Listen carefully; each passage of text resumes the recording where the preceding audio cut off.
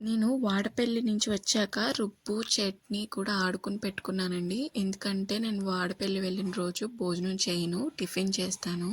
మా ఇంట్లో టిఫిన్ అంటే ఉప్మా, దోసేనండి. ఎందుకంటే మేము ఆ 2 తప్ప ఏమీ తినము.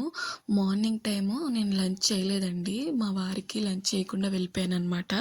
సో, ఈవినింగ్ దోసలు వేస్తున్నాను. దోసలే తింటారు కాబట్టి. మా వారు, నేను కూడా ఇక్కడ టిఫిన్ చేసేసి వాడపల్లి నుంచి కొన్ని వస్తువులు తెచ్చానండి. అవి ఇక్కడ సర్దుదామని చూస్తున్నామన్నమాట. నేను ఎప్పటినుంచో కృష్ణయ్యని తీసుకోలేకపోతున్నానండి. ఫైనల్‌గా నేను వాడపల్లిలో తీసుకున్నాను. అరౌండ్ నాకు 350 రూపీస్ పడిందండి. ఇక్కడ నేను స్వామివారిని కూడా తీసుకున్నాను. చూడగానే నాకు కలగా అనిపించారండి. వెంటనే తీసేసుకున్నాను. నాకు అరౌండ్ 150 రూపీస్ పడ్డారండి ఈ స్వామివారు నాకు. మనం తిరుపతిలో కొనుక్కుంటాం కదా చిన్న విగ్రహాలు స్వామివారివి, అలాగే ఉన్నాయండి సేమ్. ఇక్కడైతే 100 రూపీస్ పడింది ఈచ్ వన్.